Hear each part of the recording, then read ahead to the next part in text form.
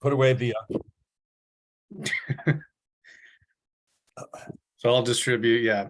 how do I look? Your best, Josh. Oh, man, it's a tall order. Okay, so we can get started. See Yep. the We wanted to just touch base with everybody after the public Yeah. outreach and kind of debrief a little bit. And also we had a follow-up meeting this week with MassDOT and MBTA. These are the right-of-way folks. Yep. To ask them three primary questions, I think, that came up through the public process that we wanted to check in with. One is the question about motorized use on the right of way. Yep. A question about trees and a question about encroachments. And so it was an interesting discussion that we had with respect to the motorized uses. So that's like, it's definitely a question going up to FHWA. And there was I guess they were referring to a very limited use of, I think it was cars on a small portion of a path that's in design in Stowe, Mass. And it's because this particular right of way just provides this driveway and to this particular place. So it was for, a very minor kind of shared use of cars on a path.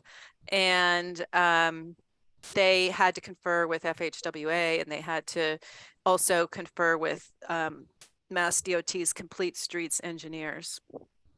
There's also a concern from the FHWA side on collecting revenue of any kind, and that would include transit fares. So I guess, long story short, we're trying to schedule a meeting to speak with FHWA and also have a seating with the Complete Streets engineers at MassDOT to consider kind of what kind of separations and that kind of thing, offsets that they would want to see for a path that accommodates both electric shuttles and bicycle and pedestrians. That's super interesting. When do you expect those meetings to happen? We're hoping in the next couple of weeks. So, we sent them the information that we have. Yep. Sort of like the path width that's sort of set at the Charles River Bridge.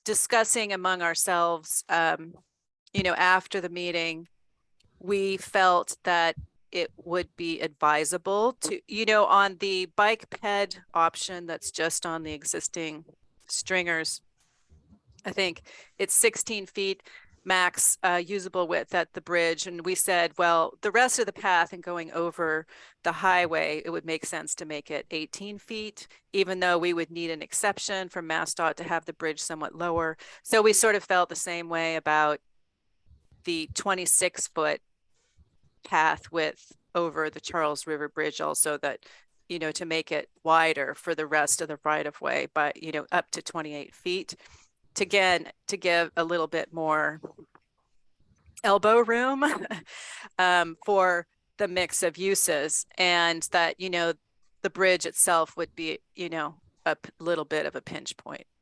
So, we, and I just also want to say that the folks that we've talked to have been really very responsive, extremely responsive, and, very helpful in the right of way, and, really helped answering questions, and just overall really nice to work with people. At MassDOT or what? at MassDOT, you mean? MassDOT and MBTA both Great. have been just like extremely useful and very responsive. So that meeting is pending, and that is critical on our critical path to kind of understand what we're conceptually designing in terms of the path and costing for the shuttle bike ped. Yeah. The other interesting discussion we had was with respect to encroachments. There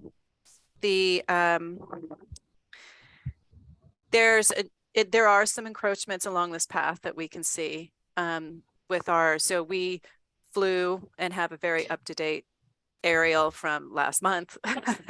And when we impose the property lines over it from GIS, you can see really clear that there's some encroachments, which I don't know, you may or may not. And this was just I know I spoke with Councillor Crossley about encroachments you have in Newton, but we were just kind of looking at the community way segment.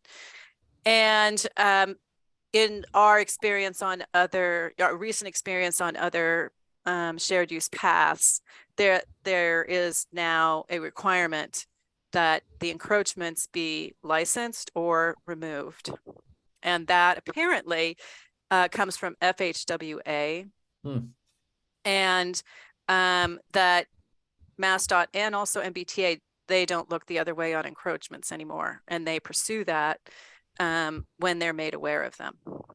So that might be interesting news to Newton, because I know that. Well, but is that something that they're going to enforce as the landlord? Yes. Yes. So they have a process for licensing, and it's they send out a letter, and property owners are given the opportunity to license what's there. I guess they look at it and decide whether they need it or not. And there's like $150 a square foot or $5,000 a year. I think up to $5,000 a year annual fee that they have to pay.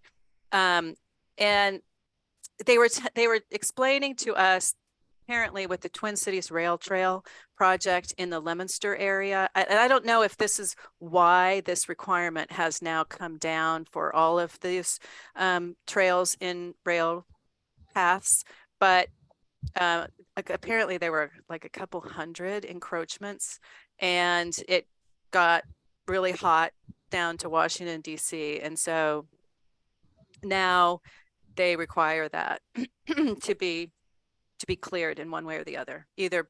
And it's a very contentious process, what they said, and it's long. It takes a couple years, and obviously it gets very hot, and people threaten to use guns, and lawyers, and everything. And they had somebody who now works for Mass DOT right of way was involved with all of this on the city side. And finally they put Jersey barriers down, and the people had to the property owners had to sort of decide what they were going to do at that point. So yeah, dear MBTA, I would like to introduce you to National Lumber. Yes. So she said to me, we asked if there were any licenses in our area, because that's pertinent to our feasibility study, and I sent her the aerial that we have. The main ones are I guess it's the Wingate Senior Housing Landscaping goes out, and there's a parking lot on TV Way or something, Charles River something. Those are the most I would say egregious. There's some smaller ones as well. So it did include, but I know that you have that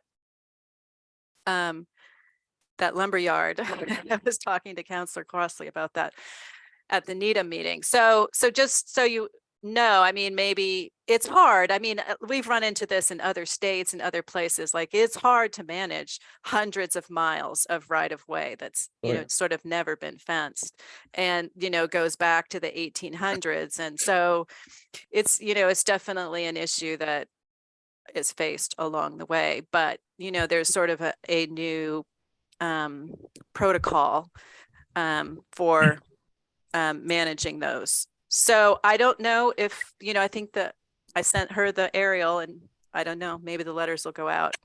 The process may begin on that. Yeah. James, are you able to? Yes, I am. I have a follow-up, Carolyn. Yep. About the encroachments. You mentioned the ones that are most significant. Does it make a difference in terms of encroachment? Is it the entire right of way, or more or less the the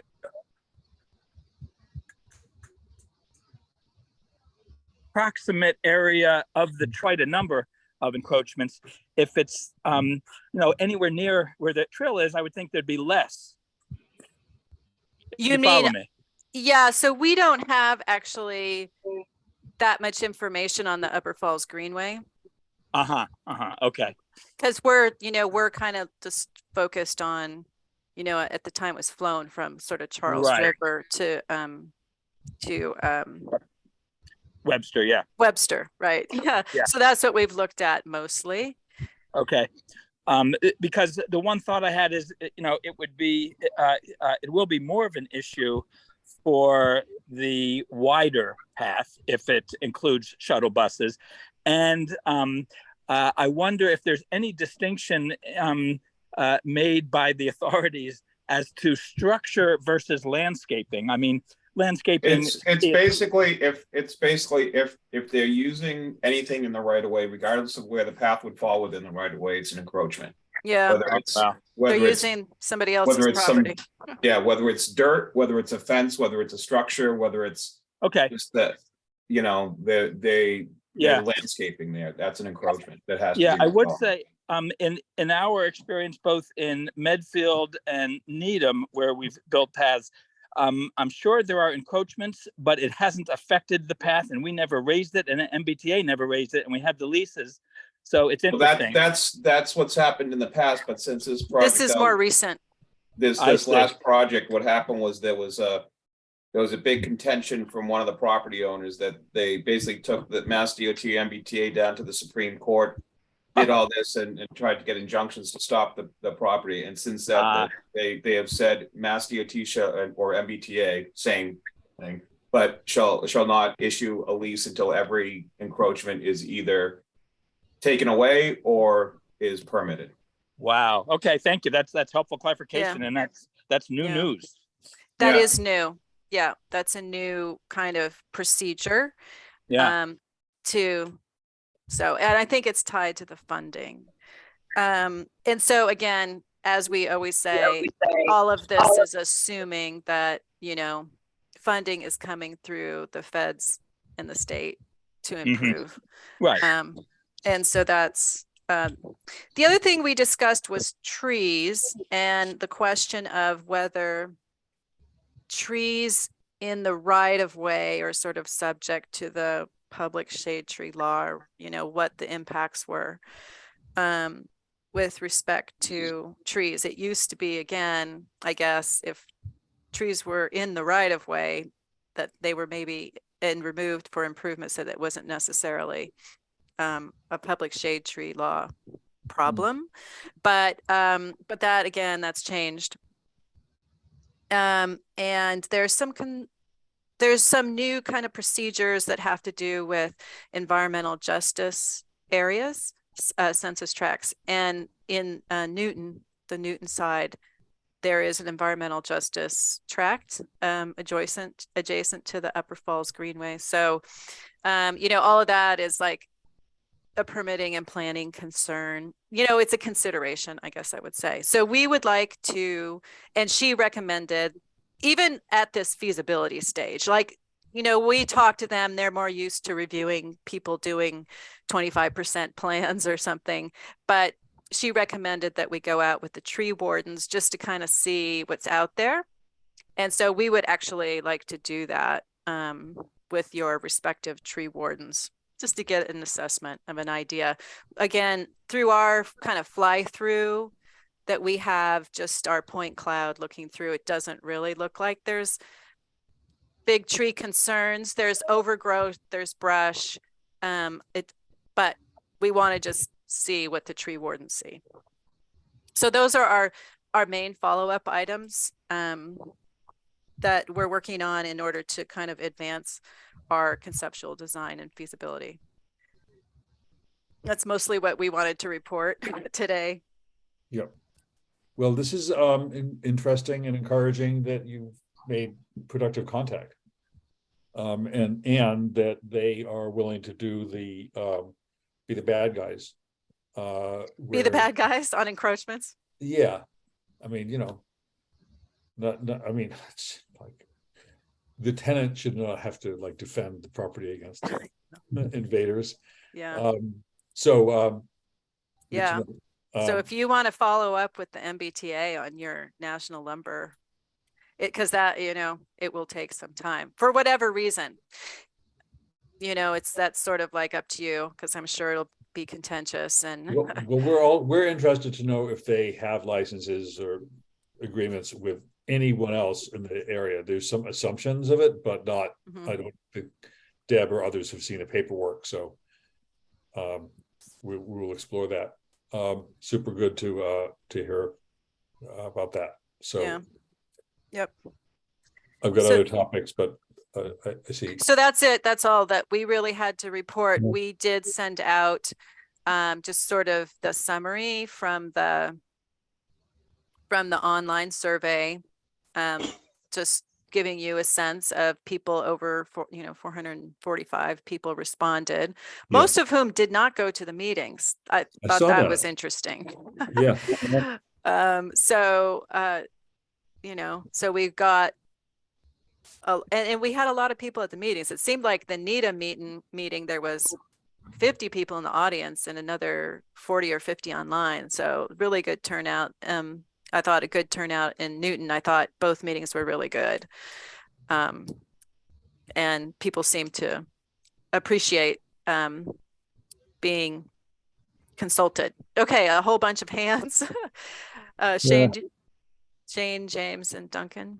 Yeah, just before we totally leave the subject of the MBTA and MassDOT and conceivably ultimate FHWA, was there any sense at this early date of what their thinking was regarding physical separation of motorized and non-motorized? So again, we were talking to right-of-way people, and they wanted to get in this other example in Stowe, which is fairly recent. The Complete Streets engineers got involved, and they did have some offsets and types of things that they were integrating. That's all they really mentioned.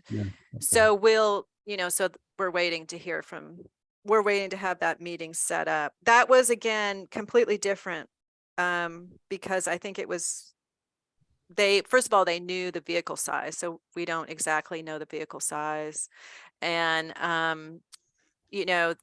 that kind of thing. So that's a little bit of an unknown, but I think we did say that we did anticipate that, I guess, 10 feet of the path, one path is 20 feet wide, I guess, right? 26, 23 and 3 going across the bridge. So 10 and 10. And then, if we make it 22 feet, there's more room, a little bit more room. Maybe it's 10 and 10 with a 2-foot buffer. I don't know. So we'll get the input from Complete Streets on that.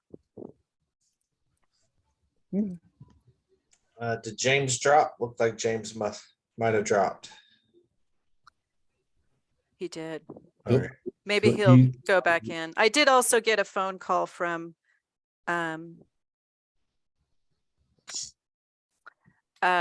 George Kirby, Kirby, and he's in Jerusalem. So I'll just shoot him an email. I just mean, giving this him is a an little early update. meeting for him compared to what we've been doing lately. Yeah. It's also Shabbat, so that could be a problem. So Yeah. So I had a couple questions with just on this. Yep. Preliminary report. Are we at the point that GPI can do a preliminary report based off of where we are with the project so far, and then incorporating the information that you sent out earlier? You don't have to answer that now. Then the second question I had is, we should probably get what's more of a statement, the second meeting on the books for the public officials. I think that's what we all agreed to, was the first meeting. First sets of meetings would be the Needham meetings. And then the second one would be getting the would be geared towards elected officials, not really public meetings, but more briefing the elected officials from both Newton and Needham in answering these questions that they may have. And then the third thing is just the timeline, because I keep going back to the timeline. The timeline is June 30th, correct? I went back, that's sort of what we're kind of adhering to. I went back and looked through, and that deadline was in your RFP. It was not in the earmark language. Okay. And I think our contract goes to September 1. Okay. But we think that, we've been planning on the June deadline, although we don't have a draft report yet. Yeah. Because, we are a little in a holding pattern to understand that second alternative in terms of, conceptual design. Yeah. And then as far as the survey is concerned, a couple points on that. The first was the respondents that did the survey that said they hadn't attended either meeting. Mhm. I think that may be skewed just based upon the fact, to John's point, is we should have released that possibly after the meetings occurred instead of before. Mhm. Because I think a lot of people responded to that survey before either meeting was even offered. Yeah.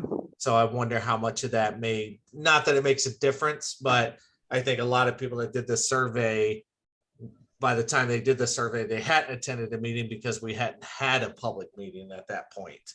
So Yeah. there's no way they could have attended a meeting.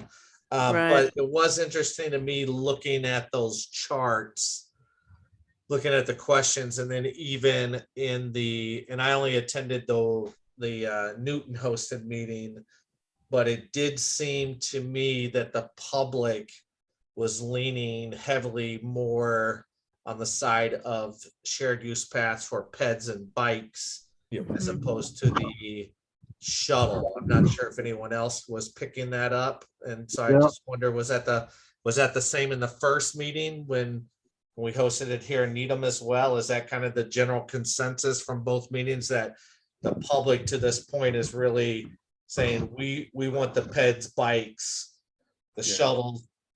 This kind of, I would say there were some people who clearly bike ped only, and then some people having questions about, what is the shuttle service? What does it look like? How frequent? Wanting those kinds of clarifications. I think a lot of people were skeptical as to the utility of the shuttle. Mhm. I sense that, and frankly, it makes a lot of sense. Would there be any value in splitting out the numbers for people who did and didn't attend the meetings? And how they responded on that particular question? Yeah, that's what I'm thinking. I mean, we could do that. We have the data that we could do it. It was, in terms of the travel purpose question, it was heavily skewed recreational. But then travel for shopping, travel for social activities, those were in there too, and kind of commuting to work or school was sort of the lowest purpose or the least likely purpose, I guess. Yeah. I found that interesting too, in the sense that those are typically, not your dominant transit trip purposes, and they're showing up as less frequent in this context as well. So that was the second point that I read into it, sort of suggesting that, the shuttle component may not be that big a deal. So it really kind of seems like the discussions with the FHWA are going to more likely than not drive this train on whether or not electric shuttle is truly feasible. Especially, it may be. Yeah, because I really caught what you said, Carolyn, with their stance on the fares. And so Yeah. if an electric shuttle Yeah. were to go there, it would need to be a shuttle that was funded from private sources or funded by the town and the city combined, as opposed to collecting fares. Yeah. And- And, I said, and it's like the people that we were talking don't have sort of all the answers. They just know it's a concern that needs to be discussed. And so, because I said, so it's a transit, if they have a fare, but that doesn't mean they're making a profit, but they seem to think any sort of revenue collected was a problem. And That needed to be discussed. And I don't know if this has to do with like the funding, if it's because it's the TA funding or the CMAC or what, but It's built with federal dollars. It's the same as if you built a highway today. You right, can't do toll road if you right. get So federal funding for it. yeah, so it's somehow the Fed's policies on that. So Oh, my we do look last- forward to having that. And it is definitely a feasibility question. Yeah, so my last statement question, a little bit of both, is by the time this is done in June, and we have the recommendation from GPI on what truly is feasible and those associated pros and cons, is there a way to include in that report, or is it outside the scope of, can this be done in phases? In other words, like the true elephant in the room here is, and we all know, is the bridge over 128. So could we do it in phases to where Newton could connect as much as we could to 128 and build that portion out with the ability for future electric shuttle, if that's possible? I don't know. And then do the same on the other side of 128 with the hopes of eventually in 15, 20 years, 30 years, however long that takes, of getting that bridge to truly connecting both communities. Because I'm looking at it from a point of, do you continue on and build it in phases where it's an amenity to the neighborhood, even if it is a smaller amenity, or do we wait and build a bigger amenity for the overall collective town and city? Yeah, I mean, it's a good question. Oh,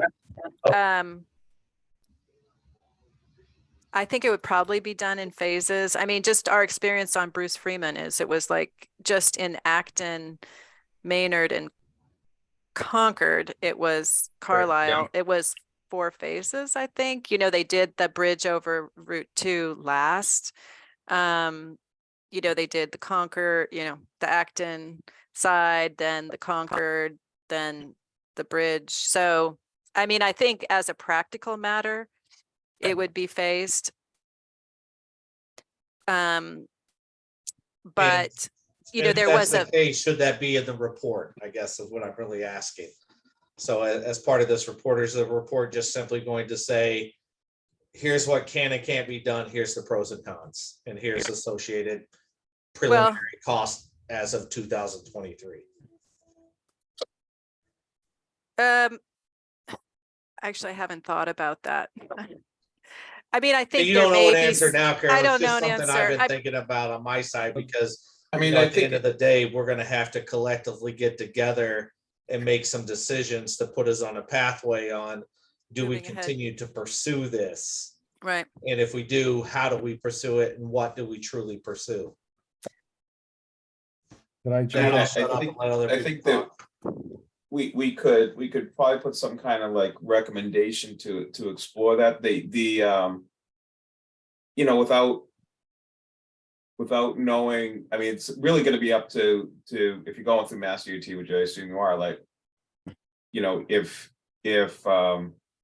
it's a 30 million, 40 million, $50 million project to do the whole thing, it's probably not going to go all as one project. So they may say, like, let's look at the Charles River Bridge, let's look at this segment, that segment. The other option would be, I mean, we'll have a price break. We're going to do a price breakdown so we can give you like the Needham section is going to be X, the Newton section is going to be Y, the 2 bridges are going to be whatever.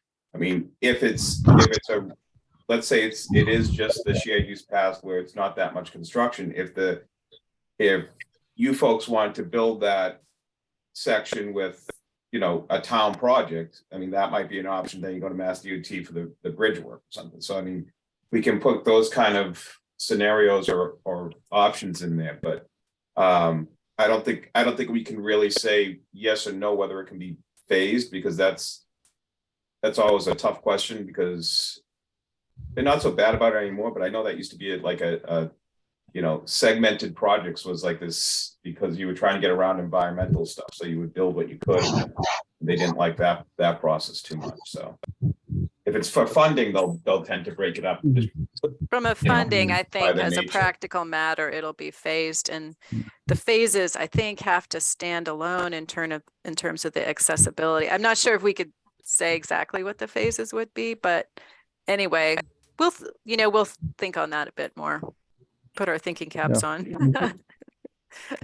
Just a minor, minor comment on that. You know, it is the bridge over 128 is the elephant in the room, and I guess my feeling is, well, I'm not convinced I know we don't want to address it, and it's not in our purview, but you know, as far as I can see, the reality of any transit use over that new bridge, in order to be remotely competitive with a bus on a congested Needham Street, you know, it has to be fast enough that it has to be separated from the other uses.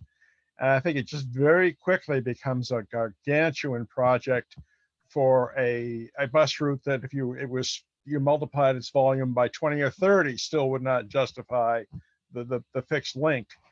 And any talk of phasing, you know, I suspect that the second phase or whatever phase the 128 crossing is, you know, there really should be a sense of whether there's a transit future for that or not. And last thing, the last passenger train on those tracks operated in 1927. Wow. Just a piece of information. Wow. So building a little on that, to me, this is a bridge project.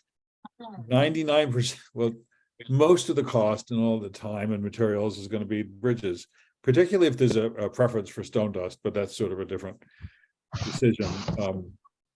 And I'm not sure I understand, like there could be a phase in Needham without bridges connecting Webster and Gold Street, but once you're past Gold, you're kind of at the highway. I mean, I know that there's the sites nearby have some appeal, and you could theoretically have a path that goes between the Channel 5 and other, I don't know what kind of access there would be.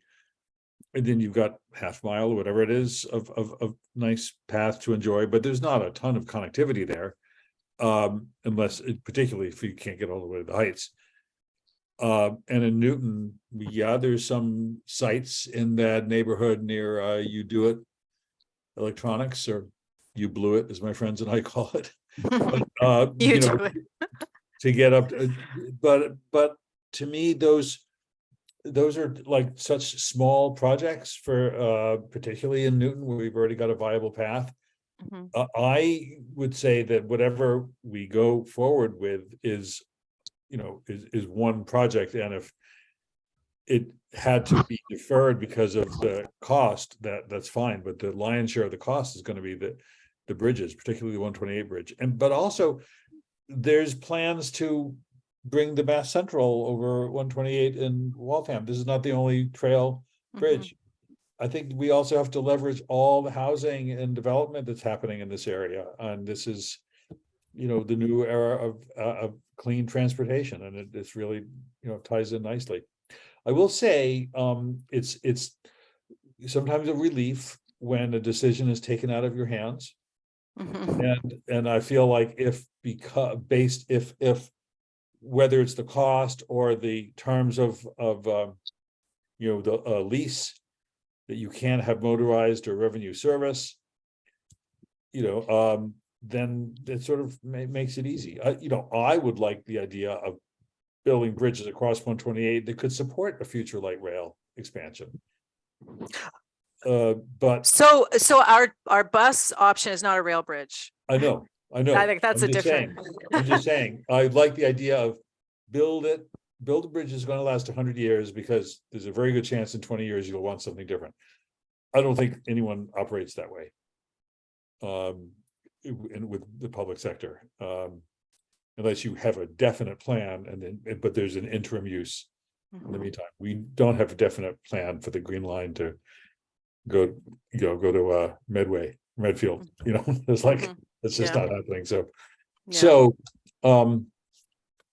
but we'll learn a lot of this. I mean, it's it's an interesting project. I think of the Minuteman path that goes to Alewife.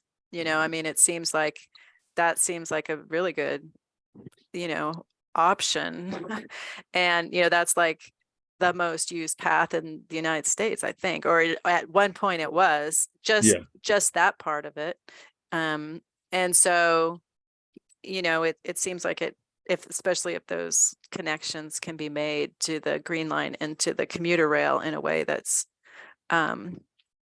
comfortable for people. But anyway, so that's really all we had to report on. Just wanted to keep everybody up to date. And I agree with Shane, we should start looking at those, especially if those are separate meetings at selectmen and councils. We should probably identify those dates. Josh, I think what we probably had to do is maybe on our side, I'll talk to Kate, maybe on your side, if you can talk to the mayor, and let's try to get this as one meeting as opposed to two separate meetings with get all of them in the same room. Just so clarify. So it'd be a special meeting. Yeah. Okay. A special meeting between the Newton City Council and the Needham Select Board? Okay, yeah, so that's terrifying. Maybe I misunderstood.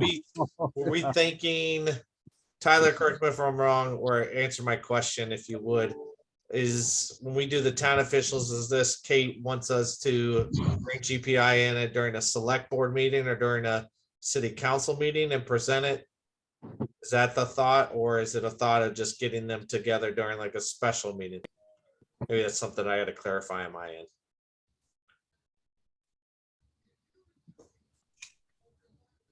I don't know that it was set in stone. Okay. So I think it's your preference. I think you're right, and I'm glad you pointed that out, Josh, because I was thinking that, for some reason obtusely, I was thinking this was a meeting where we pull them together and do a presentation to them outside of like potential recordings, that sort of thing, more of like an informational, but it sounds like it needs to be more of a public recorded meeting. Yeah, I mean, I would just back up. We want their agreement to a recommendation on a path forward. You mean like next steps, or? Well, I mean, what outcome are we looking for from municipal leadership here? Is this just for information, or is this an endorsement? It really is a feasibility study. Like, yeah. So this is what it is. This is what it costs. This is what the permitting implications are. Right. Kind of thing. Yeah. So my feeling is we've got Councilor Crossley. I would like to know from her what would be, and certainly the mayor and our COO, what kind of action do we need to be taking as a city? Because if it's really just for information, and then we will be recommending next steps, then it doesn't need to be like in a regular meeting. It can just be, here's the report. Let us know if you have any questions. We can come present to you at a public safety and transportation meeting. But I think the bigger issue is making sure that the representatives of each city and town here are in alignment. And I would like to do that and bring that consensus back. Great. I just That feel sounds- like, yeah. And so and getting there, I think it's really helpful having. I'm really grateful that we're having these MassDOT and MBTA meetings. I was thinking at one point I wanted the benefit of MAPC or the MPO or the T or MassDOT planning people. You know, what future do you envision in this corridor for transportation demand and the services and infrastructure to support it? What are the range of things?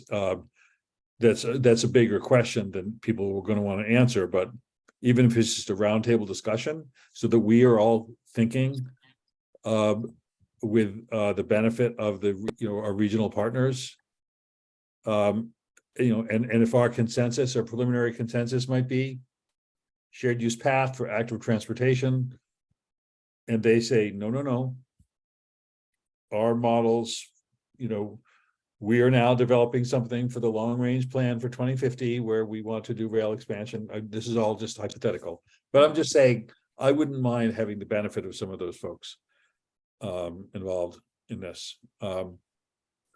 Maybe coming to another meeting if I don't mean to like expand the scope of this beyond what folks have signed up for. I'm just offering my personal perspective that I would feel more comfort with our decision if we had vetted it with a few other people.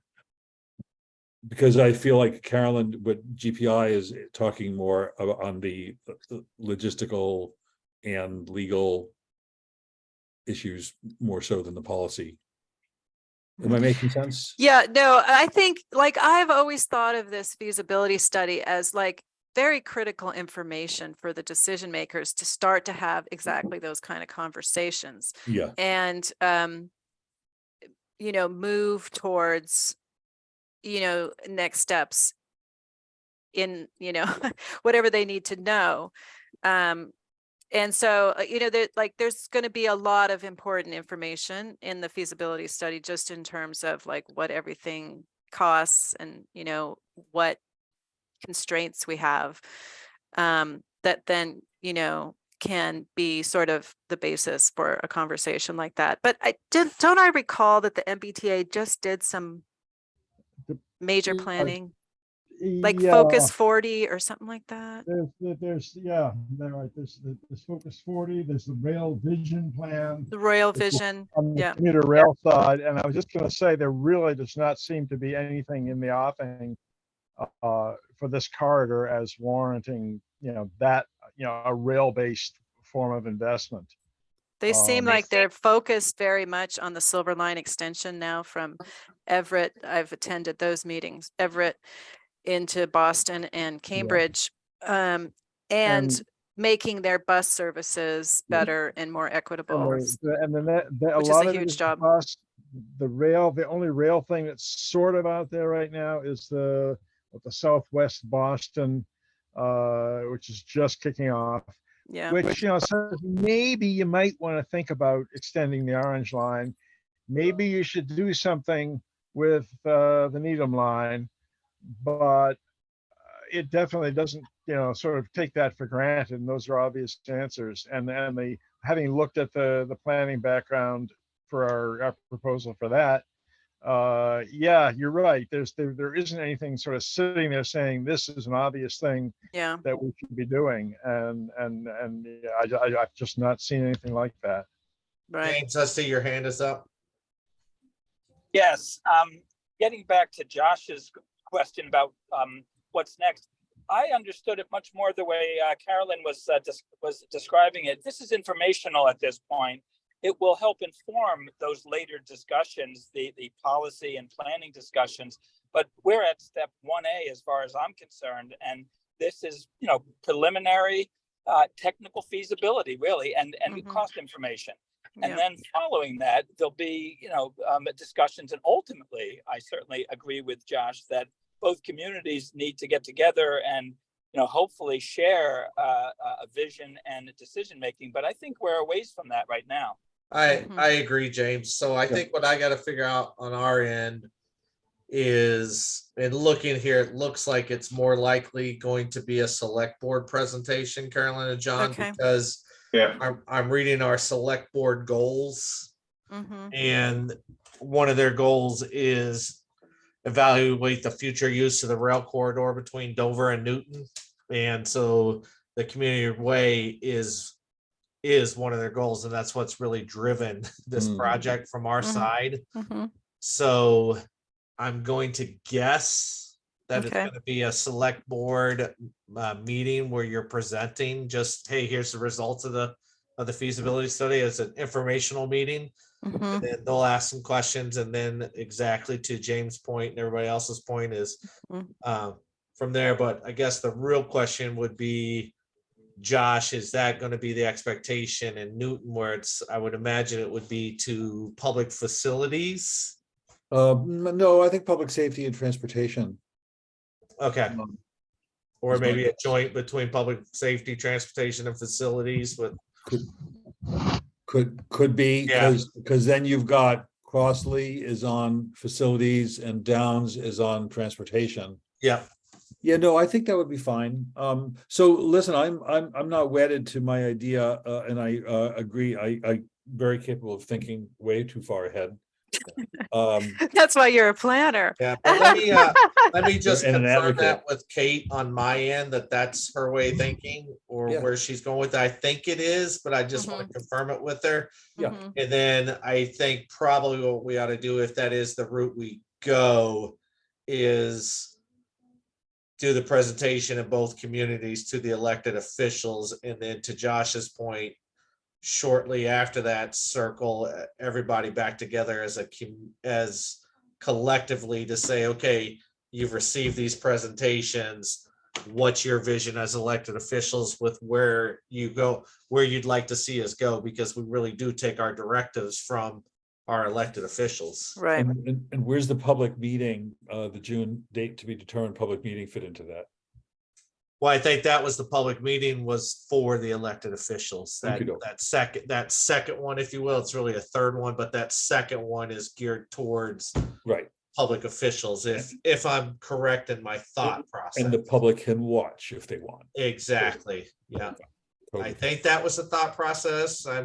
Carolyn, Tyler, correct me if I'm wrong on this.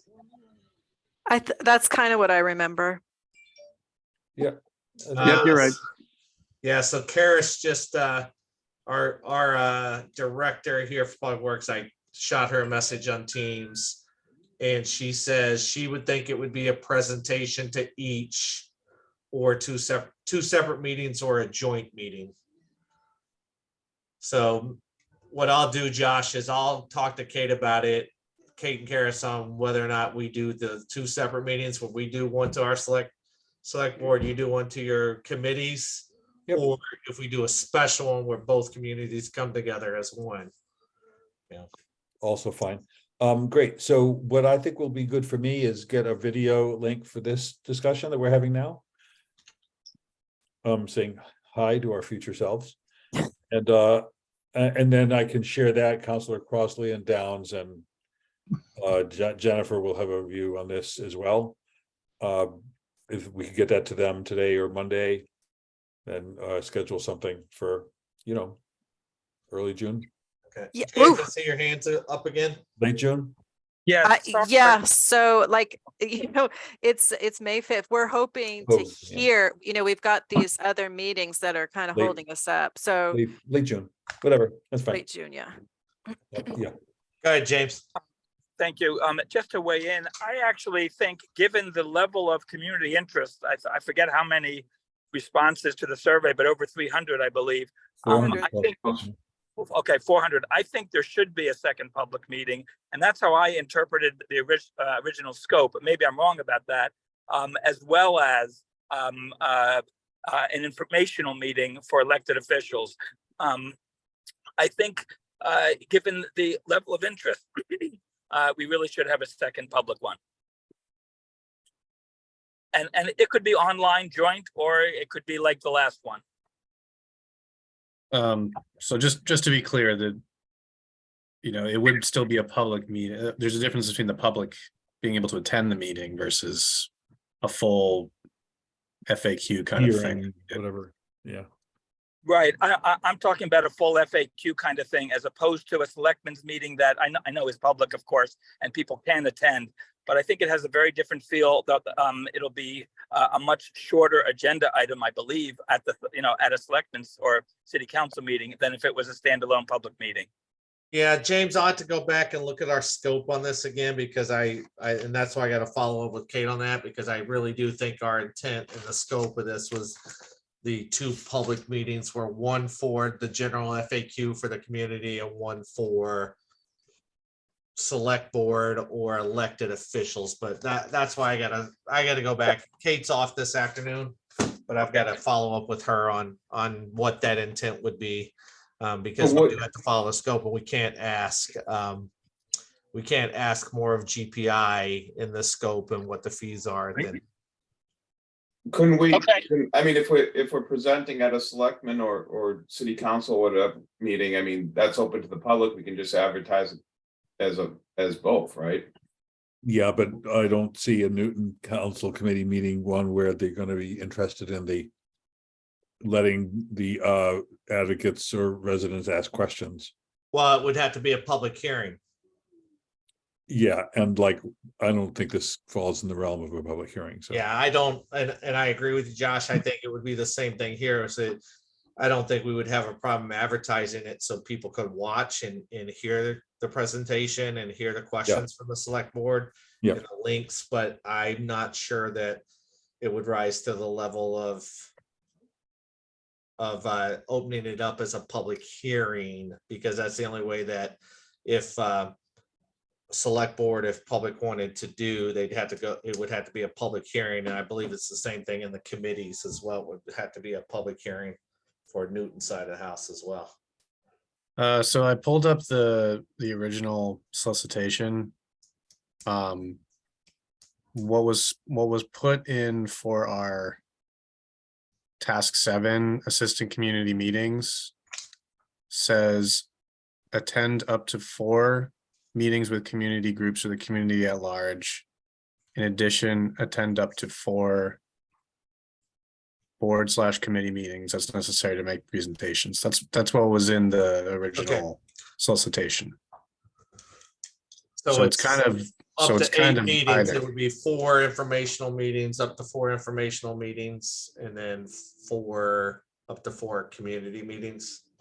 So Yeah. I read this as 4 community meetings and then 4 board. I think that's us, this group, this committee for the next 4. Yeah, so Right. it says to Administration. attend. Yeah. I mean, there's just a whole big difference in preparation for the big public presentations versus these kind of administrative meetings. So for what that's worth. Again, so let me circle back, and James, I see your hand, but let me circle back with Kate and get her thought process on it. I mean, again, this is, I keep going back to, we're under a very tight deadline on this. So maybe at this point, the suggestion would be to potentially do what we discussed with the survey, maybe open that, push people to the links, reopen that survey to get some more input after they've watched the links and after they've seen them, because now they've either attended via virtual, physical, or watched the presentations online. Then they could redo the survey based off that. Again, we're in the early stages, and as we make these decisions, there's going to be lots more public meetings Yes, on yeah. this, which are going to include informational of how we got to this point. I mean, nobody's being asked to make a decision. It really is kind of reviewing the findings. And For what James, I that's saw worth. your hand again, but that's a great point, Carolyn. It really is. Here's what we've done. Here's the feasibility study. That's all this is. Feasibility study. What could be done? How much? How much? Pros and cons of each. Yeah. James, and then we got to wrap it up because I see we got about 3 minutes here. No, I don't have anything else. I hope you do explore whether or not there's going to be a public one. Yeah, I owe the group a conversation with Kate to get her thoughts and opinions on it, and then I promise that we will circle back around and let everybody know. So it seems like it would be good to post the survey results on the respective web pages. So I think you can just take the link that we copy the link that we Should be able to. emailed out and put those on your web pages. I think people would Was be there a way interested. to get the verbatims? Because I could just see the latest one. Maybe I didn't click. In terms of the comments. Yeah. Yeah. We can, I don't know if I could get them it's- in this, but we could do it. I think we I could do mean, I can send you it's basically an an Excel Excel spreadsheet, spreadsheet. all the responses. So I mean, I can share that with the group. Yeah, if that could be The somehow open-ended formatted. questions. Yeah, as long as it doesn't include like personal identifying information, and if it's reasonably easy to read, and then it could just be attached as a PDF to the, Mhm. so. So quick question for the group, the summary of the public outreach meetings that Carolyn sent out earlier, do we think this document is at a point where we should post this on the individual websites as well, or does this need to be tweaked a little bit, then posted? So people can kind of see what the summary was of the 2 meetings that have occurred at this point. I think that you should ask Kate about that too, because I feel like there's the way that the findings could be worded might be disputed. Might be a political question. I think everyone should read it before it's posted. That's why I brought it up. Yep. So Josh, if you can circle with your elected officials on your side with this, and then I'll circle with Kate to see what kind of tweaks may need to be made to this document, or whether or not this goes public or not for this on our websites. And we can, Josh, we can do a summary of the open-ended questions. Yeah, that'd be great. Do we think that we need to get the committee together again in the next like couple of weeks, maybe, or maybe, I mean, after you've had a little more traction with the state? I would say after those meetings, perhaps. We do want to connect with both of your tree wardens to set up a date. You have, do you? So if, maybe if I Shane could, probably knows the person's name right offhand. And Yeah, he works in DPW, so all you gotta do is tell me when you want to talk to him, and we can make that easily happen. okay. So we'll shoot you emails Thank you, on that. Stacy. You probably want to talk to our, well, she just left, never mind. Stacy? Yeah. Okay. And Kate was on that email earlier that you sent out, right, Carolyn, with the document? I think so. Okay. Shane, yeah. Shane, who's my tree warden? Mark Welch. Oh, good to know. Do you want me to make an intro, or do you want to just reach out, Carolyn? Uh, I mean, I'll if have to you do it, could just email me and CC him, that would be great. and I'll include Jennifer. That'd be great. Then it said Olson with us, so, Okay. and Ed is actually the president of the Mass Tree Warden Association, so. Wow.